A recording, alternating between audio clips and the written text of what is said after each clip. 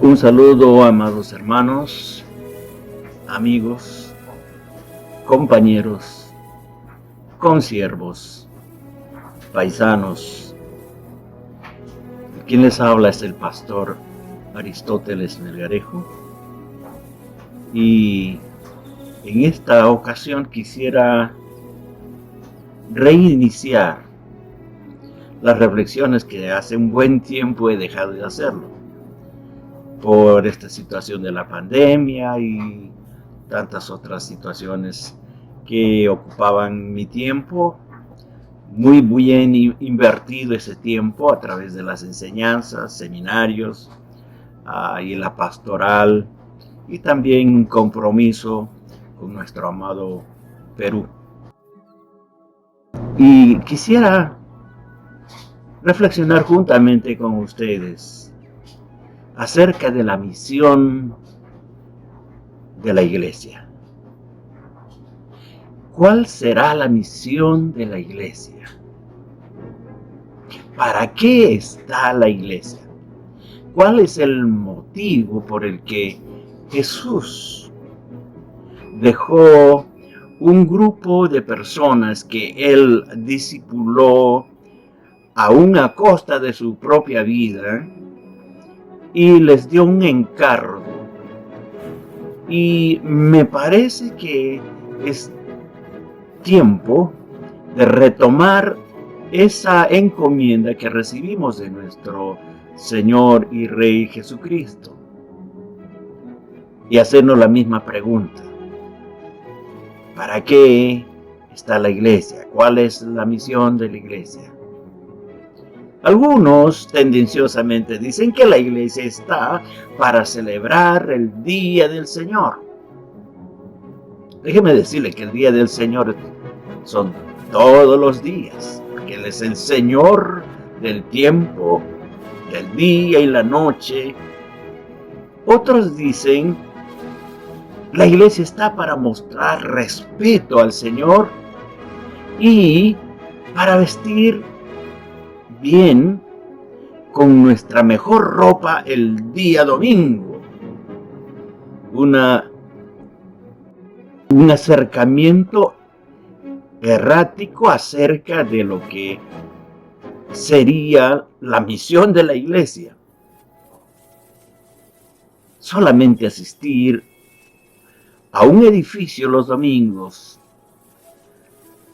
entre comillas, para mostrar respeto al Señor a través de nuestra vestimenta, a través de una forma de hablar distante, la forma de cómo el Señor lo hacía. Él lo hacía de tal manera de que toda la gente estaba a la expectativa de Él, que hablaba, cómo hablaba. Otros quizás podemos decir que la iglesia está para que alguien nos traiga la palabra. Pudiera ser. Otros dirían, la iglesia está para dar los diezmos y las ofrendas y tener una jauría de personas que con mucha razón empiezan a cuestionar que muchos siervos, entre comillas, de Dios, líderes, se aprovechan de esos para hacerse millonarios. Es cierto, sucede, está pasando, está sucediendo. Otros podrían decir un poco más convincentes de que la iglesia está para llevar a los perdidos a que reciban a Cristo y sean salvos. Pero eso se puede hacer en cualquier lugar, no necesariamente en ese templo que equivocadamente le llamamos iglesia.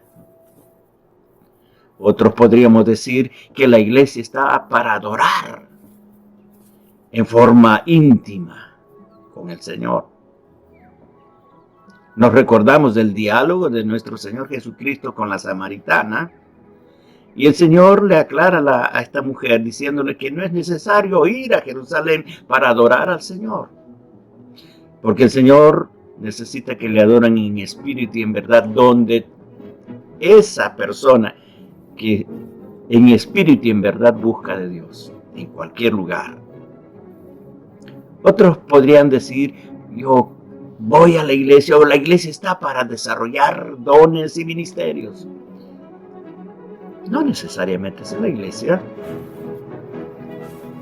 Y déjeme decirle que esos dones y ministerios están para desarrollarlo con la gente más necesitada. Otros podrían decir que solamente en la iglesia está la unción. Qué equivocados. La unción está donde tú estás, si es que tienes el Espíritu Santo de Dios. Si has recibido a Cristo y estás buscando servirlo, ahí está la unción.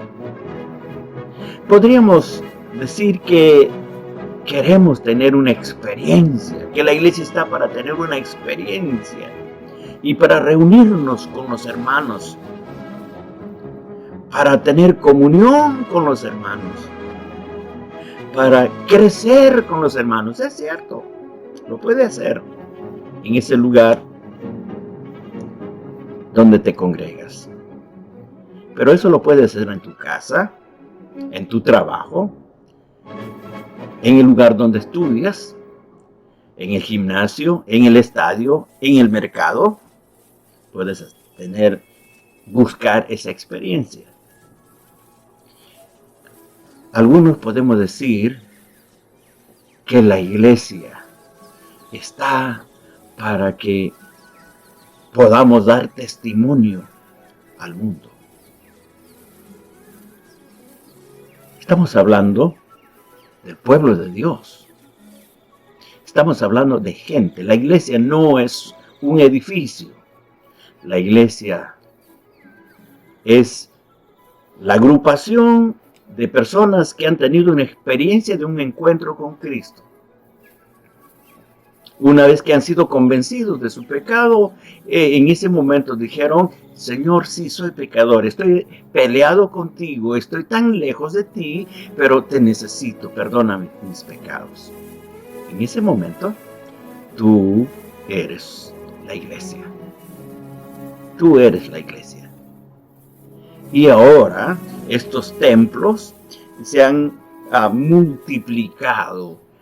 Y hasta cierto punto, cuando hablamos de iglesia, no estamos hablando del pueblo de Dios, estamos hablando de una organización mecánica, insensible, donde los que la iniciaron con un corazón muy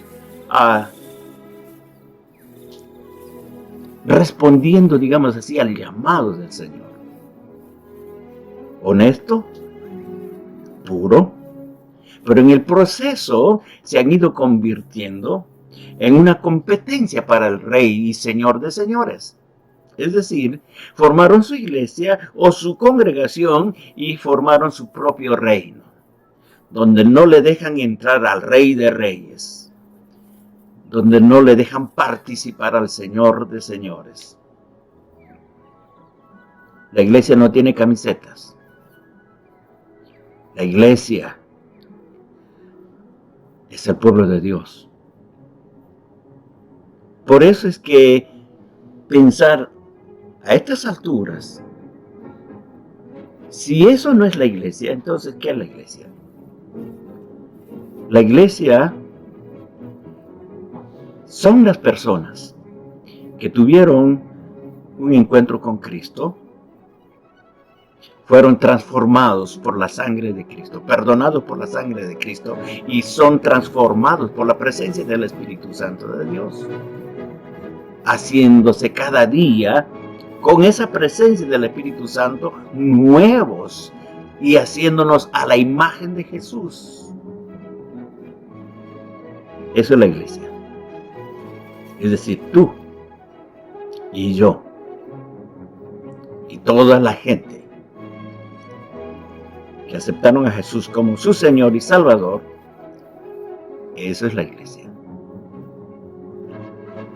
Si eso es la iglesia, entonces, ¿cuál es la misión de la iglesia? ¿Cuál es la misión de ese grupo de personas que han tenido la experiencia de un encuentro personal con Cristo? Pues, déjeme decirle, la misión de la iglesia es la misma misión que Jesucristo, nuestro Señor, desarrolló en el tiempo que estuvo ejerciendo su ministerio aquí en la tierra. Y déjeme decirle también de que Jesús nos dio un plan y nos lo explicó en detalle de cuál es la misión. Lo hizo a través de su vida. Por eso tenemos que preguntarnos, si la misión de la iglesia es la extensión de la misión de Cristo, entonces tenemos que decir, ¿para qué Cristo vino? Déjenme quizás repetir con ustedes el capítulo 4, versos 18 y 19 del libro de Lucas, donde el Señor, antes de iniciar su ministerio, entra al templo, a la sinagoga, y a él le alcanzan unos rollos, unos pergaminos, donde se lee una porción del libro de Isaías, y justamente lee este mensaje. Lucas capítulo 4, versículo 18 y 19. Dice, el Espíritu del Señor está sobre mí, por cuanto me ha ungido para dar buenas nuevas a los pobres. Me ha enviado a sanar a los quebrantados de corazón, a pregonar libertad a los cautivos y vista a los ciegos, a poner en libertad a los oprimidos, a predicar el año agradable del Señor. Para eso vino el Señor. Uno, para dar buenas nuevas, buenas noticias a los más necesitados, a los pobres, a aquella gente que vive en condiciones deplorables por las acciones de los hombres. Jesucristo vino a sanar a los quebrantados de corazón, a pregonar libertad a los cautivos, a sanar a los ciegos, dar vista a los ciegos. Vino prácticamente a darnos libertad en todas las áreas de la vida del hombre. Si eso es el motivo por el cual Cristo vino, entonces quiere decir que la iglesia cumple esa misma función. La iglesia está para dar las buenas nuevas a este mundo que vive convulsionado, especialmente a los más necesitados. La iglesia entonces está para sanar a los quebrantados de corazón, aquellos que han sido golpeados, maltratados, que han sido acomplejados, que están con traumas.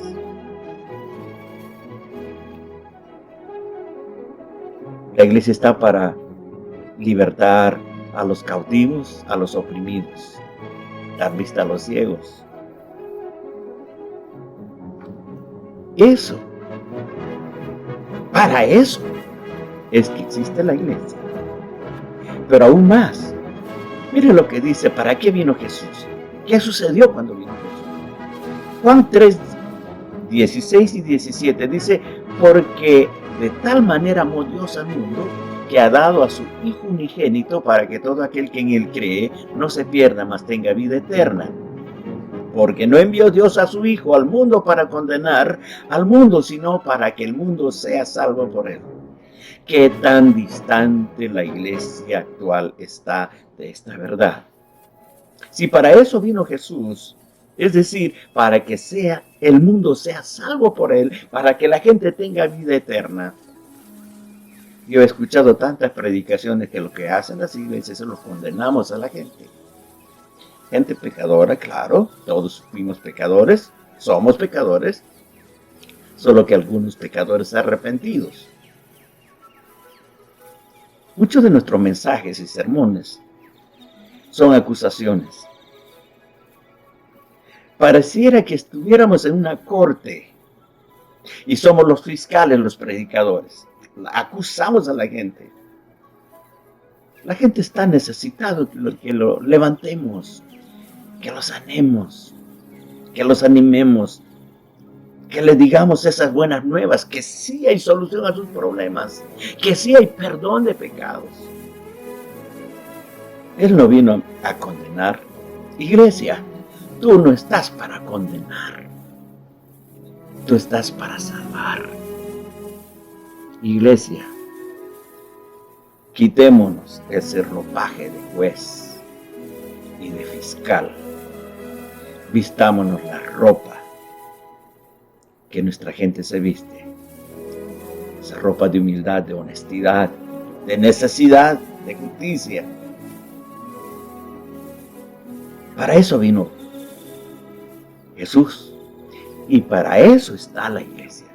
La misión de la iglesia es la misma misión que Cristo hizo. Pero Jesús, ¿cómo desarrolló su labor por el cual Él vino? ¿Qué hizo Jesús? Miren lo que dice Lucas, capítulo 19, verso 10. Dice, porque el Hijo del Hombre vino a buscar y a salvar lo que se había perdido. ¿Qué hizo? Salvar lo que se había perdido. Usted y yo estábamos perdidos. El mundo está perdido. La humanidad de todas las generaciones y de todas las etnias, de todos los idiomas, estaban perdidos. Él vino. Jesús vino a salvar. Iglesia, tú estás para salvar.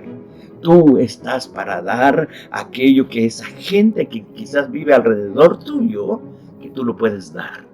Si tiene uno de los mensajes de Juan Bautista, apenas iniciando su ministerio, si el que tiene 2 capas, dele uno al que no tiene. ¡Wow! Yo no sé si eso lo puede usted hacer, pero esa es la misión de la iglesia. Eso es lo que hizo Jesús y eso es lo que debe de hacer la iglesia. Ahora, ¿cómo es que lo hizo? Marcos capítulo 10, verso 45 dice, porque el Hijo del Hombre no vino para ser servido, sino para servir y para dar su vida en rescate por muchos. Esta es una palabra que bien merecemos rescatarlo para nuestras iglesias, nuestros líderes, nuestros pastores, aquellos que se autonominan apóstoles, profetas, maestros, pastores. Tienes un ministerio y se ha corrompido tu ministerio por el afán, por el dinero, por la fama. Lo has corrompido tu ministerio. Y déjame decir que si hasta aquí tú has estado pidiendo que te sirvan, has equivocado el rumbo de tu ministerio. Jesús vino a servir.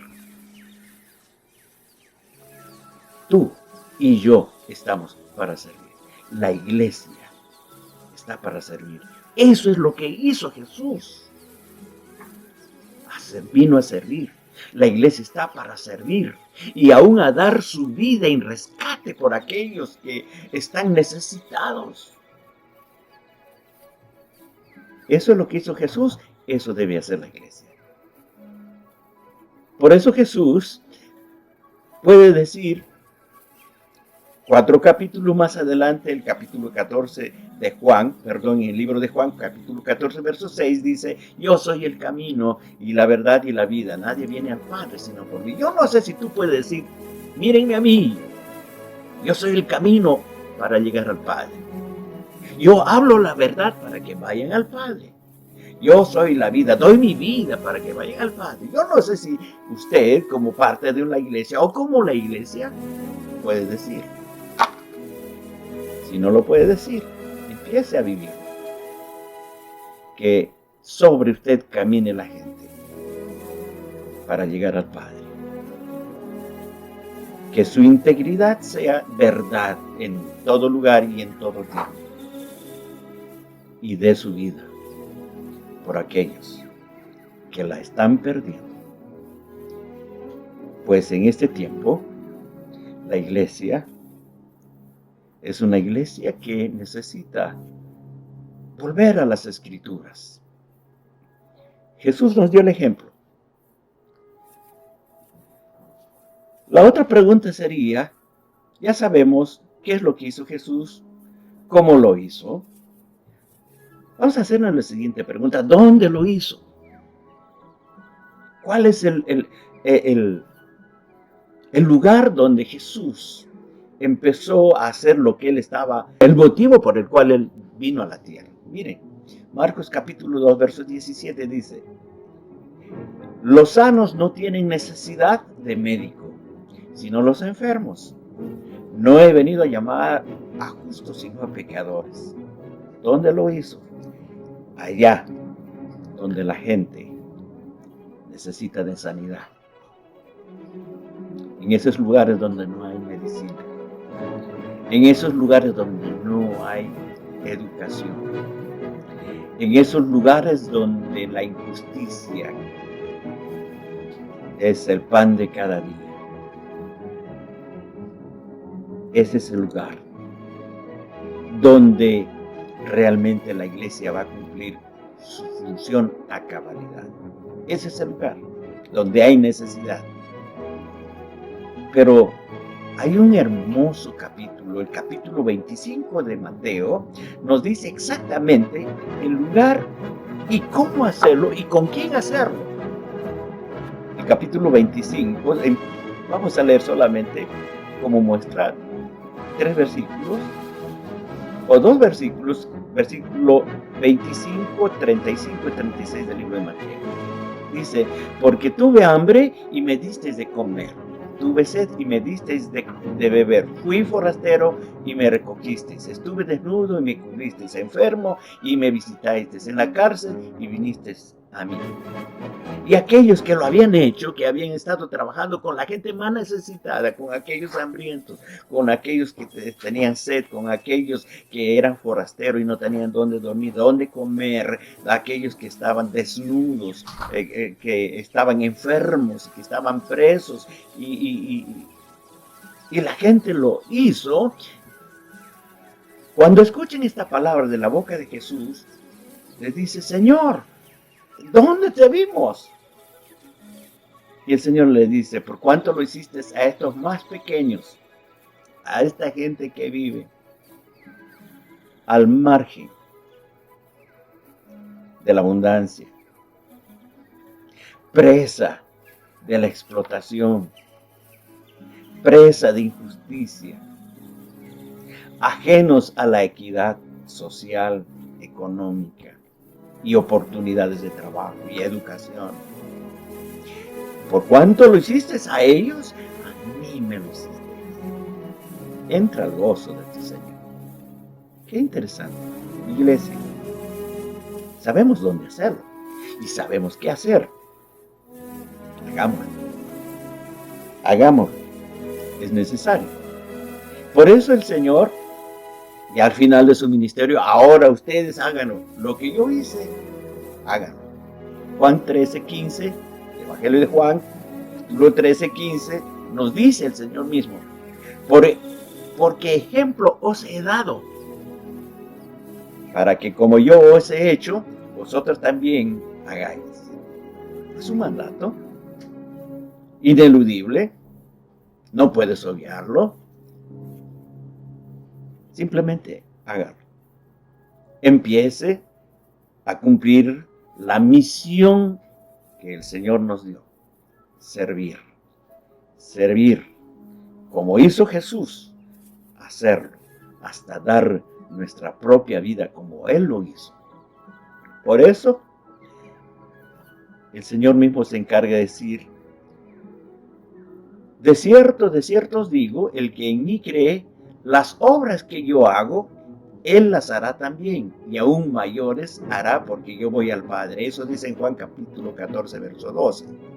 Quiere decir que hay garantía de que si usted es obediente y continúa la misión de Cristo, quiere decir que usted hará aún milagros más grandes que el que hizo Jesús. Usted crecerá. Usted será una bendición para los pobres, para los necesitados y para aquella gente que hace todo el esfuerzo para prosperar. Usted será una pieza clave para ellos. Háganlo.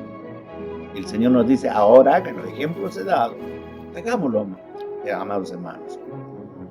¿Dónde empezamos? ¿Dónde empezaría usted? Hechos 1:8 dice de esta manera: y me seréis testigos en Jerusalén, en Judea, en Samaria y hasta lo último de la tierra. ¿Qué es Jerusalén? Tu casa, tu entorno. ¿Qué sería tu Judea? Aquellas personas que están fuera de tu entorno. Quizás tus vecinos, quizás compañeros de trabajo, compañeros de estudio, compañeros de equipo de fútbol,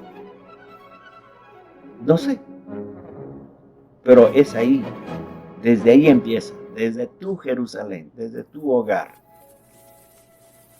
La pregunta del millón: ¿cuándo lo voy a hacer?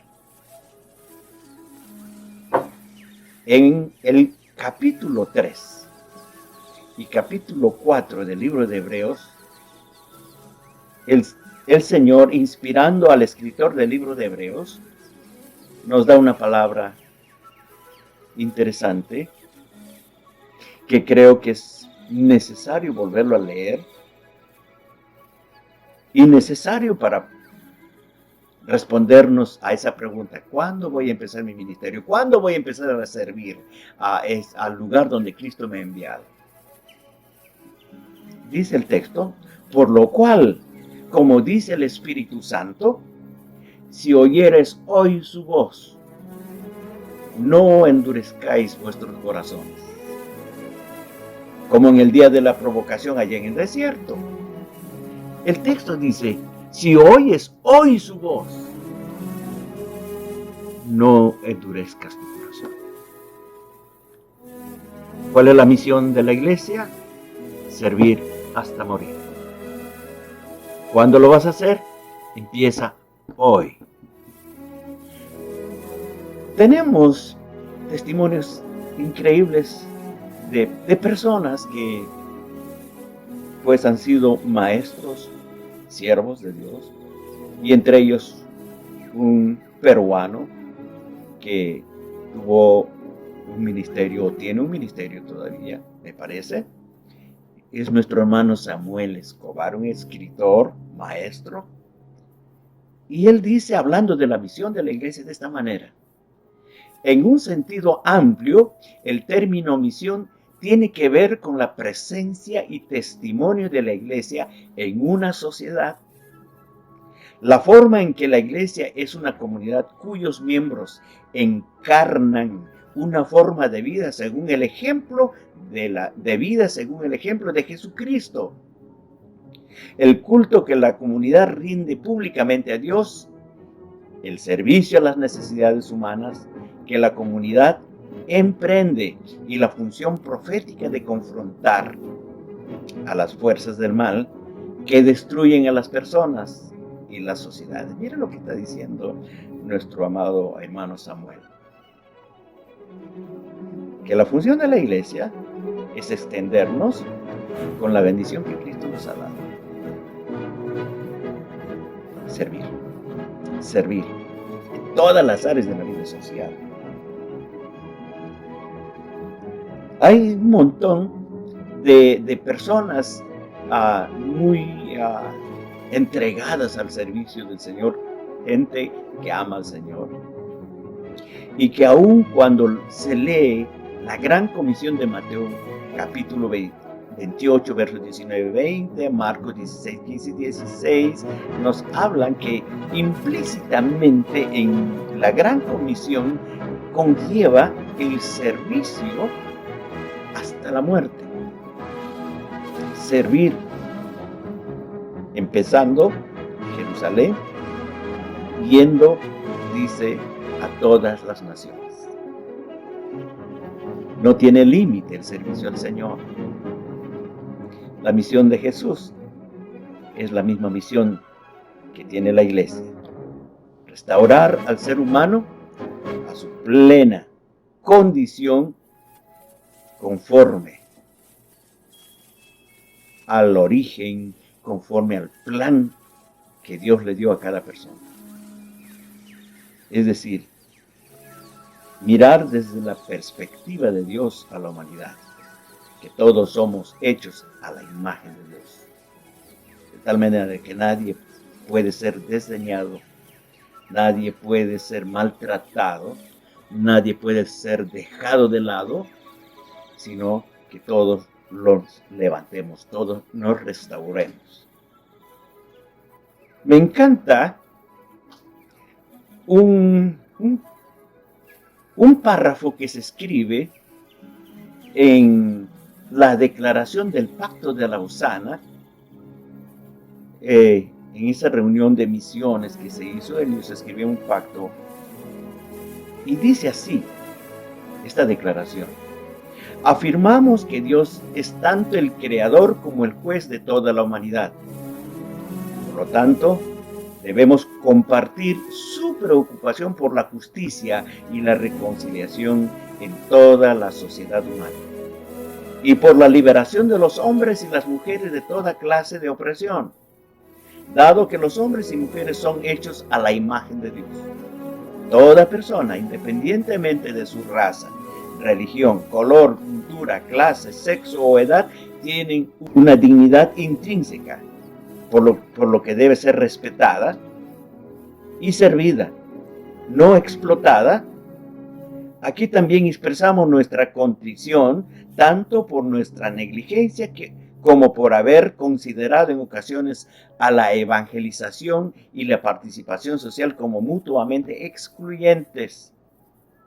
Aunque la reconciliación con otras personas no equivale a la reconciliación con Dios, ni la acción social a la evangelización, ni la liberación política a la salvación. Afirmamos, no obstante, que tanto la evangelización como la participación sociopolítica forman parte de nuestro deber cristiano, pues ambas son expresiones necesarias de nuestras doctrinas, de Dios y del hombre, de nuestro amor por nuestro prójimo y nuestra obediencia a Jesucristo. El mensaje de salvación implica también un mensaje de juicio contra toda forma de alienación, opresión y discriminación, y no debemos tener o temer denunciar el mal y la injusticia donde quiera que existan. Cuando las personas reciben a Cristo, nacen de nuevo a su reino y deben buscar no solamente exhibir, también difundir la justicia del reino en medio de un mundo inicuo. La salvación que decimos tener debería estar transformándonos en la totalidad de nuestras responsabilidades personales y sociales. La fe sin obras está muerta. ¿Cuál es la misión de la iglesia? Servir. Servir en todas las áreas de la vida social. Desde una perspectiva bíblica, tenemos los recursos, tenemos prácticamente la herramienta para que la pobreza sea desarraigada, la injusticia sea desarraigada, la corrupción pueda ser quitada dentro de nuestra sociedad. y nadie lo puede hacer sino la iglesia. Usted y yo. Ha sido su amigo y hermano Aristóteles Melgarejo. Dios los bendiga.